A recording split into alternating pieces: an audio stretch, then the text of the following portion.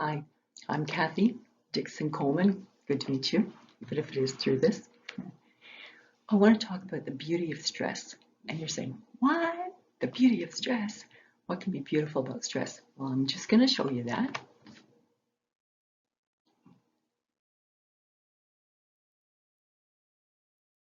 What is stress? Stress is a challenge that you feel fearful of or inadequate to fulfill. There's three categories basically: physical, biological, psychological, but they don't work independently. They actually work together, all three of them. Now, with stress in Canada, 62% of their stress, Canadian stress, they say is from work. I'm like, from work? Really? Yeah. What kinds of stresses do we have? I just put them into categories that I thought made sense. And you can add to that. There's many, many different things that you could kind of put on these lists. But here's some that are physical. Exercise. If you want to build muscles, what do? You got to stress out those muscles. Look at that workout. If you want to learn new skills, it's difficult. You learned how to ride a bicycle. I fell off, hurt my knee. You learn how to drive a car, right? Stress, stress, stress.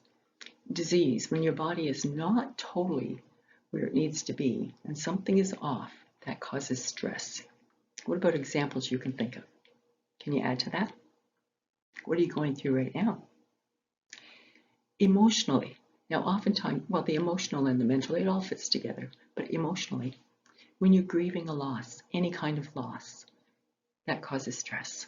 Cortisol gets released in your body. It throws off your microbiome. It throws off your thinking, throws off everything. So stress, grieving. Self-esteem. When you're not thinking that you're worthy, when you're thinking that you're less than your coworker, or that somehow you're not as valuable as the other person, that causes stress. When you're feeling overwhelmed, you've got all of these things happening at home and at work, and maybe you have children that are home and you're supposed to be schooling them and you feel like you're a teacher or inadequate to teach you. I mean, yeah, that is stress. What about you? What can you add to that list that's already there? Then there's the mental stress. Parenting in itself, if you're a parent, that's mental stress. If you're a student at school, that's mental stress.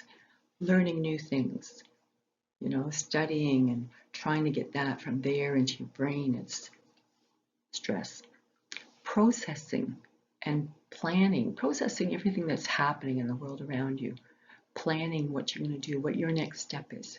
Even if it's a good plan, like going on vacation, whatever that is, then that's stress. Did I include this? It's stress. What about your examples? Can you add some? External pressures.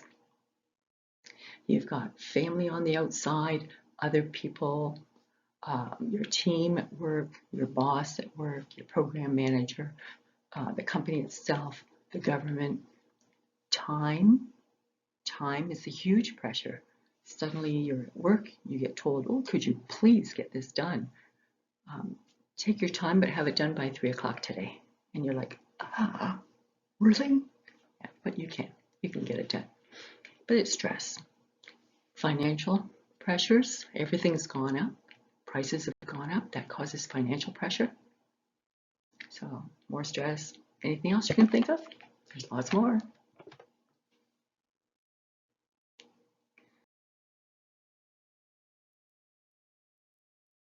So when we look at stress, know what your goal is. And then we want to develop a plan to reach that goal. You want success. You want success in the workplace, success in the home, success in your life, in your mind, in your body. So you got to train for that. You train for success. You practice your skills over and over and over again. You develop some new skills. You learn from others what they've done, and you develop your own skills and your own techniques. And you have to be determined to be successful. Joy and peace. See, life is just a journey. And we want to feed our mind during this journey with things that are going to help us towards our goal. We need good eating and sleeping. Your nutrition is important. Again, that's going to affect your whole body. What goes in is what comes out, basically. Feed your mind on, chocolate all day and you're just not going to be a healthy person. You won't think straight. So feed your mind positively and put yourself into positive environments as much as possible. And if it's not such a positive environment, then you be the one to be that positive in that place. See, positivity is infectious, just as much as negativity is. You be the positive. Like Gandhi said, be the change you want to see in the world. Good team member. Listen to your team. Evaluate what they're saying and contribute your ideas. It's not just one person. It takes a village to raise a child. It takes a team to have a healthy workplace. Learning. Organize your material if you need to learn something. Maximize your learning style. If you're disorganized, it won't happen. If you don't know your learning style, just think about it for a bit. Or you can take a test online if you want. But do you learn better by listening to something, like listening to this? Or do you learn better by visual? Do you learn better by actually doing something? Deadlines. Aim to complete your tasks early because life has a way of throwing things at you. Create a schedule and do everything before, if you can, before it needs to be done. And then when the boss comes in and says, please get that done by 3 o'clock, you're like, yeah, sure, no problem, because I'm ahead of the game here. I'm right on schedule, and my schedule was set with some extra time in it.